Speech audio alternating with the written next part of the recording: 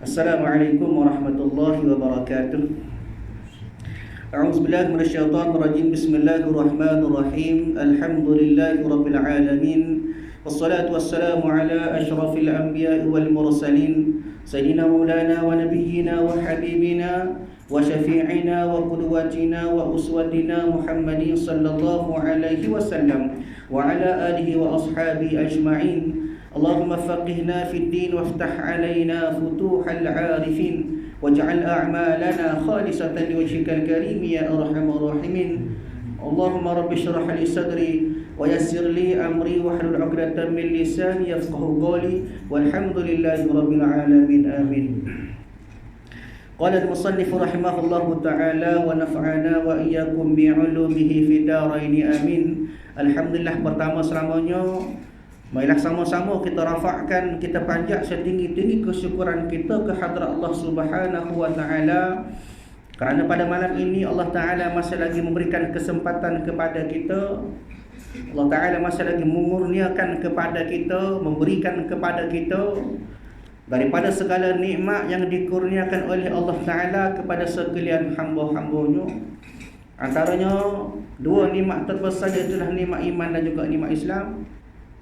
Kemudian nikmat-nikmat lain yang mengiringi, melengkapi atas kehidupan kita seharian.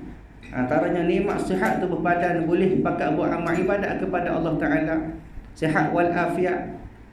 Kemudian satu nikmat yang juga besar kepada kita, itulah nikmat kesempatan, ada masa. Dia boleh pakai mari bila mana sahabat kita masih ramai lagi duduk luar. Dia masih lagi dalam keadaan hanyut dengan dunia, masih lagi sibuk mengejar benda-benda dunia. Tapi Allah Ta'ala buka hati kita untuk kita sama-sama hadir. Alhamdulillah, hari ini penuh. Dia penuh. Ada dalam 200-300 orang malam ni. Alhamdulillah.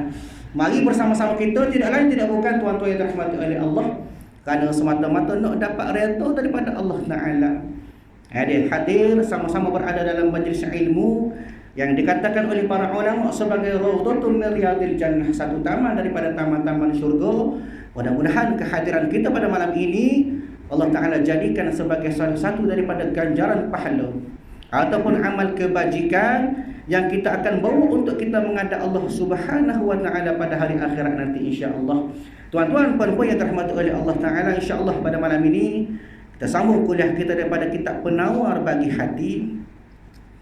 Dalam kitab, kalau ada pada tuan-tuan tu rasanya muka surat 22. Duduk bawah tu. Dan ketahuilah bahawa perkataan yang didengar. Ada ni. Baik. Jadi kita masih lagi berada dalam satu perbincangan ataupun satu tajuk pada bab memelihara anggota ataupun menjaga anggota-anggota kita daripada perkara-perkara yang menjadi fahsyat dan mungkar, satu benda yang boleh menyebabkan kita makin jauh daripada Allah Ta'ala. Dan pada bab yang kedua, pada bahagian yang kedua, iaitulah pada bahagian anggota telinga. Walaupun sekadar ataupun walaupun ditulis dalam kitab ini anggota telinga, tetapi hakikatnya pengarang ini Syekh Abdul Qadir Al-Mandili rahimahullahu ta'ala nak memberi gambaran kepada kita nikmat pendengaran sebenarnya. Ada pun kadang-kadang setengah orang dia tak ada cupi telinga, ada tapi dia dengar. Ada.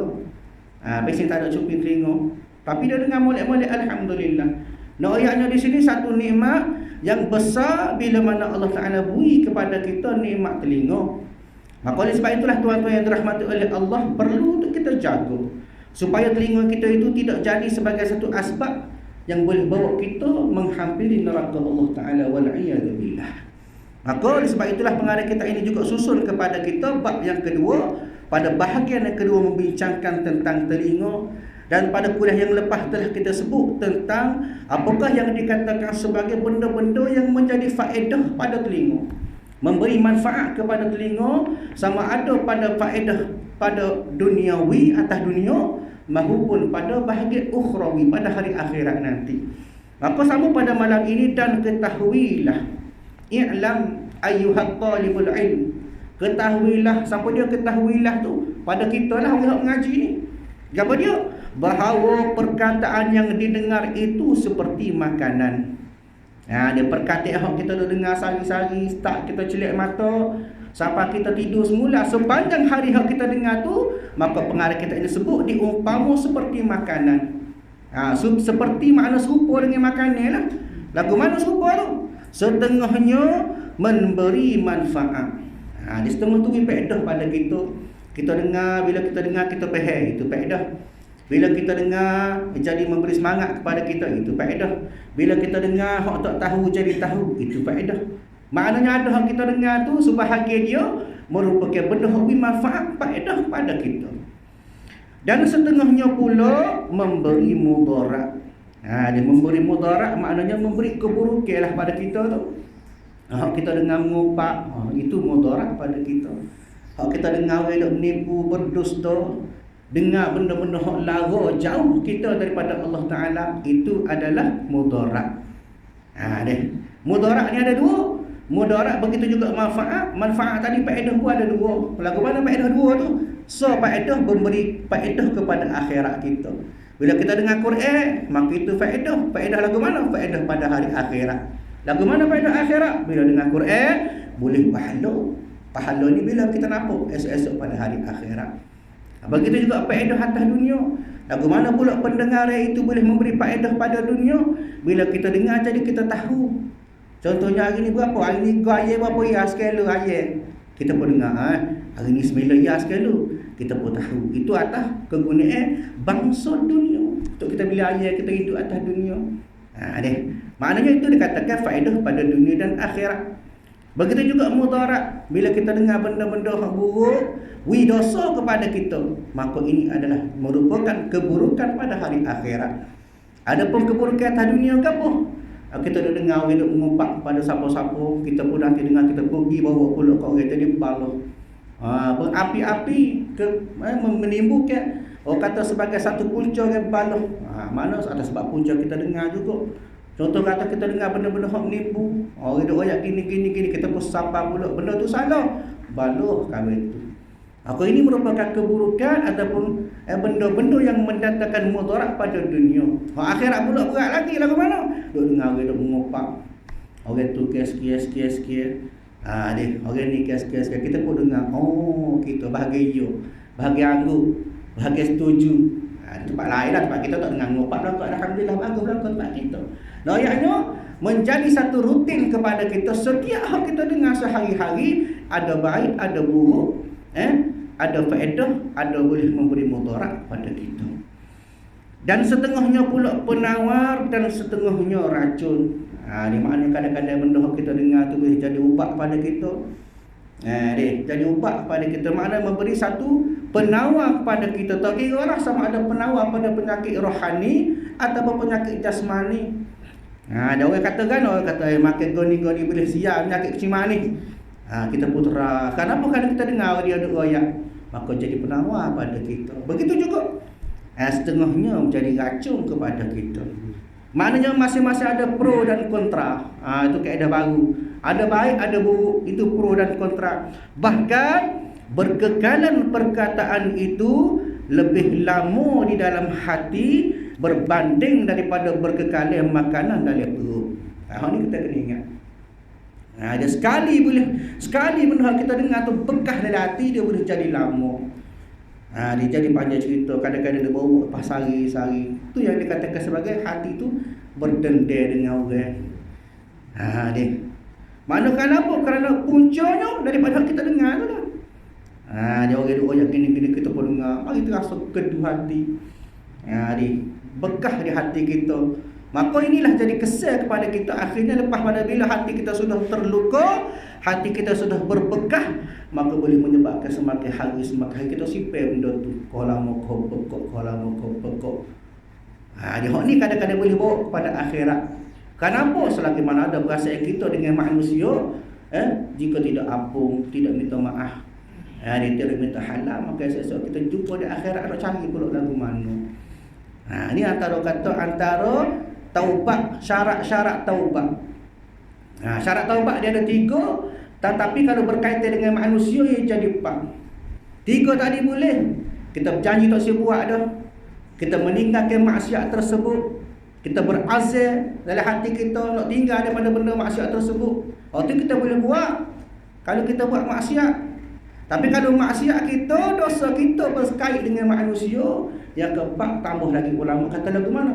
Kena istihlal ni tak halal dengan dia. Kita duk mengupak ke orang, kita duk kata ke orang.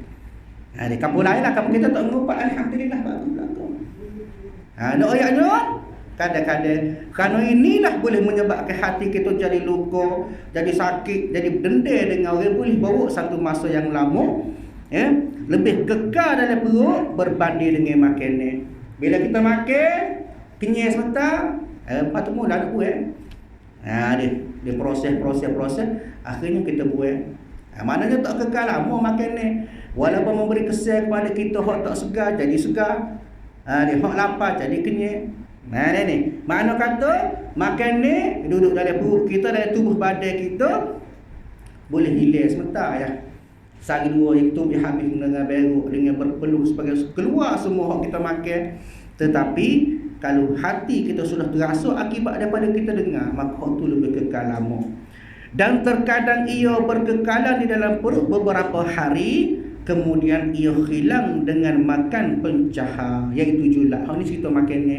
Makanan mudah ya, bila kita makan benda-benda yang boleh lawah, benda-benda boleh menyebabkan kita buang air, buang selalu. Tak jadi kekal lama dalam hati perut kita. Adapun perkataan yang jatuh ke dalam hati, sesuatu perkataan bila masuk dalam hati kita, oleh kerana kita dengar sesuatu benda, maka terkadang ia berkekalan di dalam hati seumur hidup. Sampai mati kita duduk dendam, sampai mati kita jadi masalah dengan orang. Ni hak bahaya. Kenapa? Berpunca daripada telinga kita. Jika ia perkataan yang jahat, maka ia sentiasa menfitnah. Ini kesian dia lah ni, akibat daripada hak kita dengar tadi. Dia duk dengar benda-benda hak tak molek, duk dengar benda-benda hak jahat, duk dengar benda-benda fitnah, maka ia akan jadi satu fitnah yang besar dan mendatangkan was-was. Dia kadang-kadang kita nak fikir betul-betul, tapi bila kita dengar orang kata lagu lain tak suka hak kita fikir, ia jadi was-was dalam hati kita. Allah betul ke tak? Ada punca duk mana? Duk hak kita dengar tu lah. Bahkan terkadang ia menyebabkan kebinasaan yang besar. Dia sama ada jadi balah ke, jadi maksiat kepada Allah Ta'ala ke, jadi benda-benda yang Allah Ta'ala taksir ke. Kenapa? Berpunca daripada telinga kita duk dengar benda-benda yang tidak molek, tak sesuai dengan syariat Allah Ta'ala. Sebab itu kena jaga molek telinga. Dia jaga telinga kita. Sebab itu ulama, orang-orang alim, ulama-ulama dulu, kalau boleh dia tutup telinga dia. Dia. Sebab tu ada hikmah antara ulama dia pakai supaya dia tutup telinga. Ada juga. Sebab apa dia nak menguraikan telinga dia dengar. Antaranya juga dia beruzlah, dia menjauhkan diri daripada masyarakat. Dia tak campur manalah. Dia campur benda-benda penting. Dah ada benda penting, jumpa dengan Tok Gawo, boleh lah. Dia jumpa dengan Tok Imen, nak nikah pula. Itu boleh lah. Pasal ada kepentingan, ada sebab. Kalau tak ada sebab, dia tak campur dengan orang. Sebab apa? Sebab dia tahu dah bila campur, maka boleh dengar lah benda, macam-macam benda masuk di telinga dia. Maka orang alim dulu dia banyak beruzlah, menjauhkan diri, buat amal ibadat kepada Allah Ta'ala tanpa mendengar benda-benda yang boleh menyebabkan dia jatuh pada maksiat kepada Allah Ta'ala. Dan ayatnya sampai tahap tu dia jaga telinga. Kita bisa cari, dia bisa cari pasal TV nak dengar lagu-lagu hak sedap. Di pasar malam nak dengar orang kecil, nak dengar orang puas sebagainya. Di kedai kopi daripada pagi gelap. Kenapa? Kerana nak dengar. Duduk rumah tak dengar, duduk pagi, duduk kecil, duduk ngumpak, duduk gapo. Padahal lah sebab kita tak ada apa duduk kedai kopi kita, alhamdulillah. Ini maknanya kaedah ataupun cara iaitulah dengan cara kita jaga.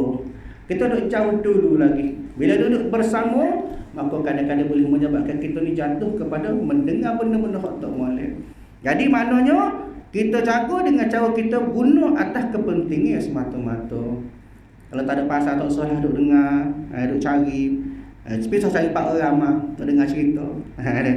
Baik, maka kadang-kadang boleh menyebabkan jatuh kepada kebinasaan yang besar. Hak tu kita takut. Di sisi Allah Ta'ala, telinga kita bila kita mendengar, segala hak kita dengar, segala kita buat, semua tu Allah Ta'ala tulis belakang. Maka orang yang berakal hendaklah bersungguh-sungguh. Dia kena mujahadah pada memeliharakan pendengarannya dan segala anggotanya. Orang yang berakal, maknanya orang-orang yang berakal mana dia faham hukum Allah Ta'ala. Ada orang yang berakal tapi dia tak faham hukum Allah Ta'ala. berakal juga, cerdik, ada ijazah, ada master, ada PhD sebagainya, tapi bab hukum Allah Ta'ala tak faham, tak jadi juga. Nak biar kita ni berakal di sisi Allah Ta'ala, mana kita faham hukum syariah Allah Ta'ala ajar, hendaklah sungguh-sungguh pada jaga pendengar kita. Dan segala anggotanya mana anggota kita tu lah, bukan setakat pendengar, bahkan yang lain lah, penglihatan kita, mata kita, kaki kita, lisan, lidah kita. Kenapa? Sebelum ditanya daripada anggota-anggota tersebut pada hari kiamat. Satu hari tanya belakang, tak ada nak lari. Bahkan mereka itulah yang akan jadi saksi atas segala perbuatan kita. Tangan jadi saksi, kaki jadi saksi, di mata jadi saksi. Maka ditanya oleh Allah Ta'ala pada hari kiamat nanti. Kita ingat. Sebab tu bila nak dengar apa-apa, kita kena ingat, telinga ni saksi aku ni. Aku dengar benda-benda tak molek, asal dia ripuk tu nanya aku. Maknanya biasa patah hati tu, barulah ada perasaan kita nak jaga telinga daripada benda-benda tak molek. Di firman Allah Ta'ala sebut dalam Quran, innas sam'a wal basar wal fuada kullu ulaika kana anhu mas'ula, kata Allah Ta'ala. Firman Allah Ta'ala maksudnya sesungguhnya pendengaran dan penglihatan serta hati, mata kita, telinga kita, hati kita, semua anggota itu, bahkan semua anggota lah, tak kira lah, mata ko, hati ko, telinga ko, semua anggota ko tetap akan ditanya tentang apa yang dilakukannya. Mana kata tak boleh nak susu, bukan setakat tanya, ada belaka bukti malaikat raqiati tulis belaka. Kita nak menipu boleh, tapi ada dah bukti, nak tipu mana, tak boleh nak pelepah. Maka pada ketika itu betul-betul menyesal. Allah, menyesal aku atas dunia tak jaga molek. Menyesal aku atas dunia tak tutup telinga daripada mendengar benda-benda yang boleh jatuh kepada maksiat kepada Allah Ta'ala. Ini maknanya bila sebut Allah Ta'ala sebut lagu tu sebagai satu amaran kepada kita, peringatan kepada kita lah, supaya kita beringat atas segala anggota kita semua tu kita kena amanah. Amanah dengan anggota lagu mana? Iaitu dengan cara kita guna atas jalan sebaiknya, bukan setakat guna atas kepentingan atas dunia semata-mata. Bahkan setiap kerja buat kita kena fikir anggota itu semua akan disoal oleh Allah Ta'ala pada hari akhirat nanti. Wallahu a'lam. Maknanya itulah yang dikatakan sebagai penerangan ataupun huraian tentang apa yang dikatakan tentang kita nak jaga pendengaran kita. Baik, fasal yang ketiga, al-faslus salis, bab yang ketiga pada menyatakan lidah. Hak ni pun sebagaimana juga disebut pada bab yang kedua, sebut telinga, tetapi hakikatnya pengarang nak cerita pada kita tentang nikmat pendengaran. Manakala pada fasal yang ketiga, bab yang ketiga, pada membicarakan lidah, pengarang kitab ini Syekh Abdul Qadir Al-Mandili nak cerita kepada kita, nak memberi pengajaran kepada kita tentang lisan kita, percakapan kita lagu mana. Lidah maknanya percakapan kita. Baik, ketahuilah bahawasanya Allah Ta'ala menjadikan lidah bagimu. Allah Ta'ala beri lidah kepada kita, buat lidah kepada kita untuk, maknanya atas beberapa faedah lah. Maka seperti utama sebut di sini tuan-tuan yang dirahmati oleh Allah tentang satu hadis Nabi SAW. Nabi sebut kepada kita satu hadis. Kata Nabi SAW daripada Abi Hurairah radhiyallahu anhu, Nabi SAW pernah ditanya berkaitan sebab kebanyakan orang dimasukkan ke dalam syurga. Maka Nabi kata kan, taqwallah wa husnul khulqi was'il an akthari ma yudkhilun nasun nar faqala al-famu wal faraj. Nabi sebut kepada kita bila mana ditanya bagaimanakah, kenapakah orang boleh masuk syurga, maka kata Nabi SAW, taqwallah, takwa kepada Allah, wa husnul khalqu, takwa kepada Allah, baik akhlak, itu orang yang nak masuk syurga. Nabi sebut pada kita. Lalu kemudian Nabi ditanya lagi, bagaimanakah pula berkaitan dengan kebanyakan manusia yang masuk neraka pula. Aktsari ma yudkhalun nasu an-nar. Lagu mana keadaan sebab apa kat manusia ni ramai masuk neraka? Maka kata Nabi, faqala al-famu wal farj. Maka Nabi sebut iaitulah tentang mulut dan kemaluan. Dua sebab manusia ramai masuk neraka. Punca dia apa dia? Yang pertama mulut, yang kedua kemaluan dia. Ini hadis Nabi yang disebut, yang diriwayatkan oleh Imam At-Tirmizi rahimahullahu taala. Ayatnya di sini bahawasanya kita kena faham molek lidah kita, mulut kita merupakan antara sebab terbesar yang masuk api neraka. Apa kena ingat? Baik, ketahuilah olehmu bahawasanya Allah Ta'ala menjadikan lidah bagimu untuk apa? Yang pertama, dengannya engkau membaca Al-Quran. Hadis sebenarnya satu daripada Al-Kabairul Fadlu, kelebihan yang terbesar, yang itulah kita baca Quran. Lidah ni biar kita rajin baca Quran. Dia. Sebab itulah juga disebut oleh hadis Nabi SAW, Nabi sebut afdalu ibadati ummati qiraatul Quran, kata Nabi. Sebaik-baik ibadat umat aku adalah membaca Al-Quran. Biar rajin baca Quran. Kita bangun pagi ke apa dia? Cek Facebook dulu. Bangun pagi, orang putih, I start my day with newspaper, putih sebut. Saya mulakan hari saya dengan sat khabar. Dia menyenggi baca sat khabar. Kita orang putih tak boleh nak ikut dia. Kita orang Islam, I start my day with Quran. Lagu tu kita tukar. Pagi-pagi start kehidupan kita dengan Quran dulu. Baca Quran, tak boleh baca sayat. Baca semuka tak apa dah, malas kan. Bahasa tak cakap kan, baca sejuk padan berarti lah. Ni nak ayatnya biar kita baca Quran, jangan malas. Dia. Kenapa? Kerana Quran ini merupakan mukjizatul kubra. Mukjizat terbesar Allah Ta'ala beri kepada Nabi kita, Nabi Muhammad SAW. Sebab itulah kelebihan dia banyak. Antaranya disebut oleh Abdullah bin Mas'ud. Nabi satu ketika hadis Nabi cerita kepada kita, Nabi kata, man qara'a harfan min kitabillah falahu bihi hasanah wal hasanatu bi'ashri amsalha la qawlu alif lam mim harfan walakin alif harfan wa lam harfan wa mim harfun. Ini hadis Nabi sebut kepada kita, siapa-siapa baca satu huruf daripada Quran, maka baginya satu kebaikan. Satu huruf Allah Ta'ala wisau pahala kebaikan.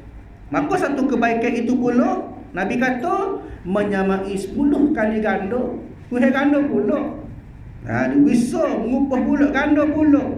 Maka kata Nabi lagi, tidaklah aku katakan yang alif lam mim itu satu huruf, tetapi alif itu satu huruf, mim satu huruf, lam satu huruf. Maknanya setiap huruf Tuhan ganda 10.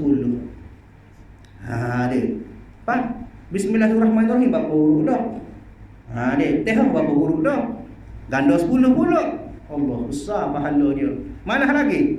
Dia tak tahulah. Pak kita ngaji berlaku, alhamdulillah. Ngaji berlaku ngaji.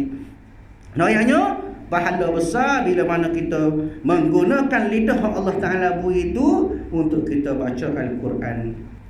Sebab itu kena banyak baca Quran lah. Banyak baca Quran. Kemudian hadis Nabi SAW.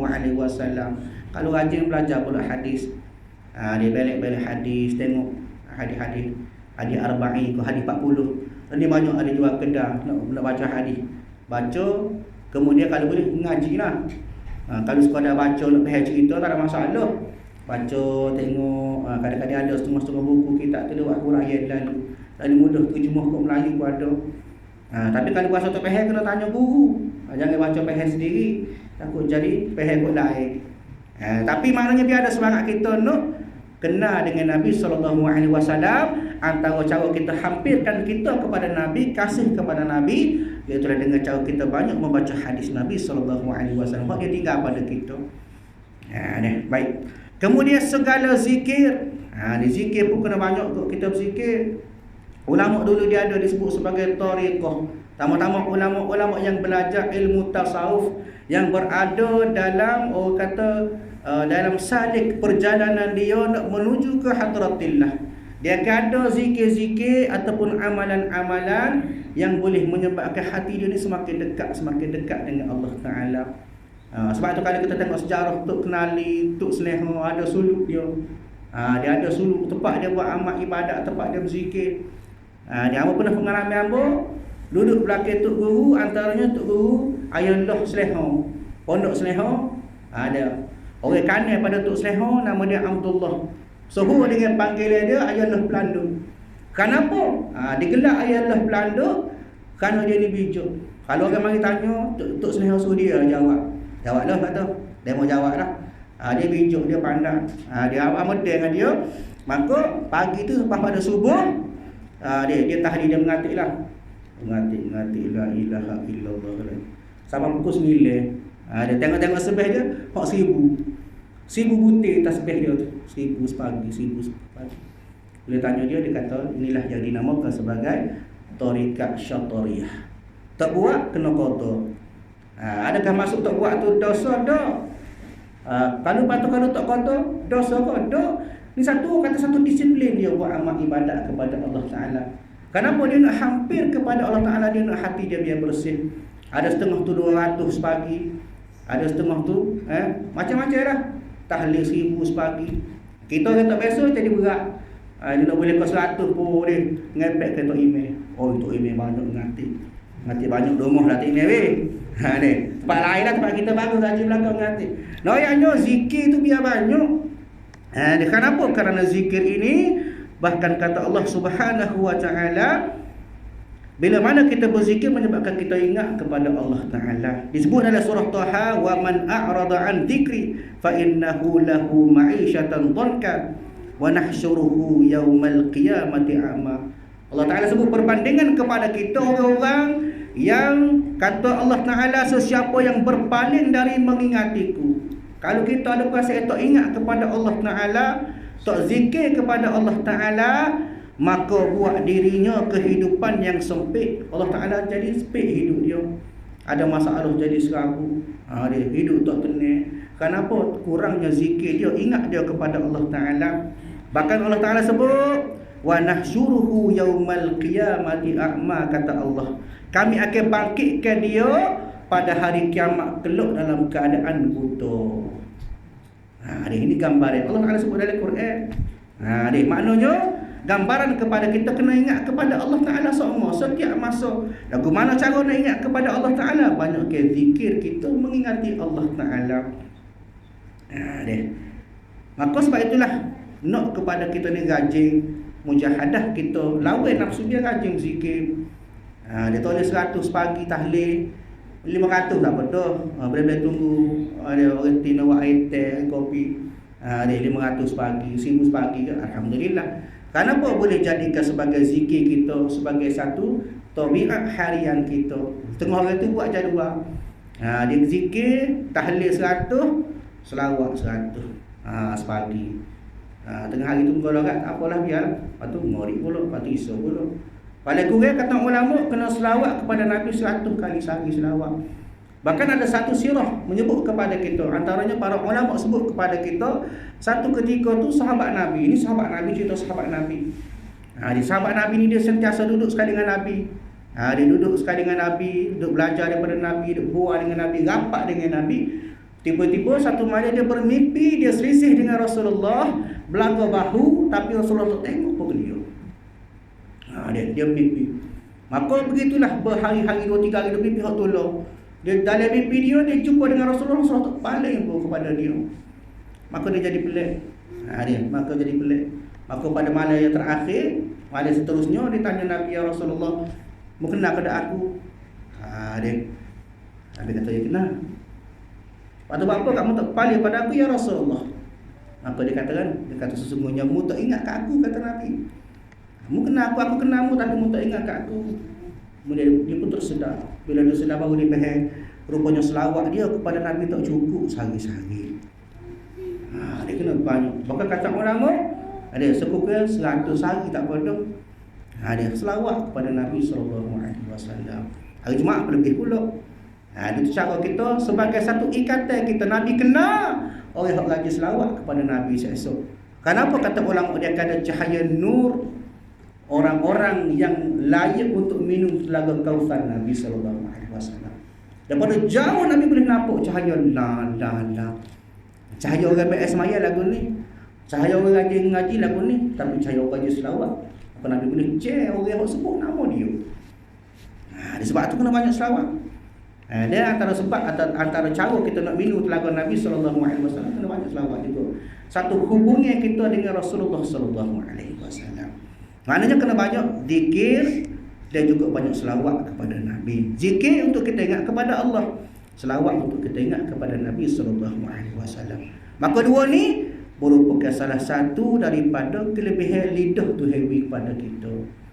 Bukan setakat hati kita nak sebut, nak sahihkan lagi, kita nak biar lebih rasa manis, rasa ingat, kita sebut dengan lidah. Dua kelebihan, dua pahala. Sebut dengan hati, tu hewi dah pahala. Dia berzikir dengan hati, berzikir dengan perasaan kita mai bila duduk saja dalam hati titah la ilaha illallah, titah selawat Nabi dalam hati, itu boleh pahala dah. Kalau lebih-lebih lagi kita sebut dengan lidah kita. Antaranya disebut oleh Imam Maimun Ibnu Mihran, dia sebut bahawasanya az-zikru zikrani, zikrullahu bilisan wa afdalu man dhalik an tadhakkaruh indal ma'siyati idza ashrafat 'alaiha. Disebut bahawasanya zikir itu ada dua. Ada zikrullah dengan menggunakan lisan ataupun lidah. Kita zikir sebut tentang nama Allah, sebut zikir kepada Allah dengan lidah. Itu yang pertama. Dan yang lebih afdal daripada itu lagu mana? Adalah kamu mengingatinya ketika mana kamu hampir melakukan maksiat kepada Allah. Nak ada perasaan nak perintah, ada perasaan nak maksiat kepada Allah Taala, zikir. Dia bila zikir dengan lidah, maka boleh menyebabkan kuat lagi pertahanan diri kita daripada buat maksiat. Sebab apa? Sebab bila sebut zikir dengan lidah, kita jadi khabar, kita sedar. Dia kadang-kadang zikir dengan hati ni tak berdegih. Dia zikir banyak dah tapi buat maksiat, sebab tolong. Kerana kurangnya kekuatan kita nak lawan nafsu kita sendiri. Cara dia kena berzikir, banyak zikir kepada Allah Taala. Bila sebut mulut kita sebut zikir, telinga kita duk dengar zikir, maka itulah sebenarnya satu kekuatan kepada kita nak lawan maksiat, nak lawan nafsu kita. Ini disebut dalam kitab Hilyatul Awliya oleh Abu Nu'aim pada bab yang ke-4 muka surat 67. Boleh rujuk. Nah, yang di sini tuan-tuan yang dirahmati oleh Allah, itulah antara peranan lidah kepada kita tu. Hewi kita lidah tu tujuan dia. Bukan duk kecap kursi, duk mengapu dia. Dia duk menyanyi tak khabar ingat. Huha. Tak lain lah sebab kita baru tak main kursi. Dia lidah tu. Maknanya zikir merupakan satu sebab Allah Ta'ala bagi lidah kepada kita dan ilmu pengetahuan yang memberi manfaat. Dia maknanya sentiasa sebut benda-benda yang manfaat, faedah kepada kita lah. Jangan sebut benda yang tak ada faedah kepada kita. Dia kenapa? Kerana Nabi sebut dah kepada kita. Hadis Nabi kata, idza matal insan in qata'a anhu 'amaluhu illa min thalathah, illa min sadaqah jariyah aw ilmu yuntafi'u bih aw waladun salih yad'u lah. Hadis Nabi sebut kepada kita oleh Abu Hurairah radhiyallahu anhu, Nabi kata bila mati seseorang manusia ataupun anak Adam itu terputus daripadanya segala amal kecuali tiga perkara. Gapo dia? Yang pertama sedekah jariah. Dia sedekah kat orang duk batu orang, bui Quran tah, dia bui orang-orang susah. Maka orang susah tu boleh guna gapo kita bui tu, maka pahala sampai pada kita tak putus kat tu. Dia kita bui makan kat orang. Dia orang pun ada tenaga buat amal ibadat, maka hak ni pun sampai pahala kepada kita berkat benda kita bui ke dia tu. Dia. Yang kedua, al-ilmu yuntafa'u bih, ilmu bermanfaat. Dia macam tadi, benda kita bui Quran kotak dalam balasah. Dia pun duk baca, kita mati dah, pahala sampai pada kita. Kita bui duit nak sambung balasah. Dia nak sambung nak buat beki balasah, maka orang duk guna balasah, pahala sampai pada kita. Selagi guna, selagi itulah mengalir pahala kepada kita. Dia kemudian tadi al-ilmu yuntafi'u bih, ilmu yang bermanfaat. Kita duk ajar orang benda baik. Dia kita ajar orang mengaji Quran, kita mengajar orang benda-benda yang berfaedah, tak kira lah faedah dunia, faedah akhirat. Itu lagu mana ustaz kita ni kerja kita cikgu mengajar matematik. Pas lagu mana kita? Dia tak apa matematik pun tak apa. Atas dunia dia belajar, siji jadi comel, boleh dapat rezeki, boleh sambung ngaji, boleh pera anak isteri dia, boleh bagi nafkah kepada keluarga. Boleh berjual, bekerja bersama pejuang-pejuang Islam. dia membantu ekonomi orang Islam, boleh juga. Tak kira lah, bila mana kembali kepada hak asal, kembali kepada Islam, maka tu faedah pada kita. Akhirat sampai juga pahala pada kita. Yang ketiga, waladun soleh yad'ulah, anak soleh yang mendoakan baginya. Kita dah ajar anak-anak kita baca doa, tiba-tiba bila kita mati anak kita baca doa kita, maka boleh pahala sampai pada kita. Ataupun setengah ulama sebut au biwasitati ghairiha, ataupun dengan perantara anak-anak kita. Anak kita tak pandai, tiba-tiba sampai masa tahlil, panggil tok guru, panggil ustaz, panggil tok imam, tolong tok imam, hamba wakil tok imam buat ngatik kepada ayah hamba. Tiba pun mengatik niat pada pahala kepada siapa, pada ayah dia siapa ke tak siapa. Kenapa? Biwasitati ghairiha, maknanya perantaraan daripada anak-anak kita tadi. Oleh kerana anak kita tidak soleh, boleh tak ada masalah. Maknanya soleh bermaksud orang yang boleh buat kebaikan. Lagu mana cara kebaikan? Tak kira dah dia buat sendiri ataupun dia wakil kepada orang tu buat bahagia dia. Tapi sebaik-baiknya biar kita sendirilah pandang. Nak ada anak 10, seorang abuk tak boleh jadi terimai semayang-mayaan ayah. Alhamdulillah Pak, kita boleh semayang-mayang, alhamdulillah. Noyaknya di sini satu tanggungjawab kepada kita untuk kita ajar anak-anak kita supaya faham agama. Esok hasilnya boleh pada kita juga, siapa pada kita juga, berkat didikan kita. Kalau kita ajar tak molek, lagu itulah sebaliknya. Maka perlunya untuk kita ambil tanggungjawab untuk kita mendidik betul-betul anak kita supaya faham agama, boleh memberi manfaat kepada kita. Termasuklah benda-benda yang kita katakan oleh kita sebut saat ni, memberi manfaat oleh ilmu yang kita ajar pada anak-anak kita. Maka sangat itulah kuliah kita pada malam ini. Dengannya engkau mengajar ilmu yang memberi manfaat, insya-Allah kita sambung kuliah kita pada masa akan datang.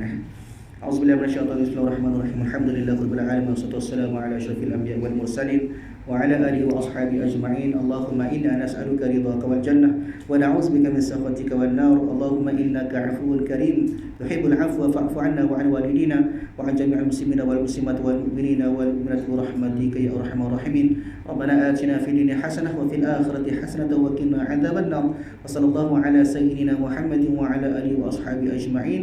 Walhamdulillahirabbil alamin. Assalamualaikum warahmatullahi wabarakatuh.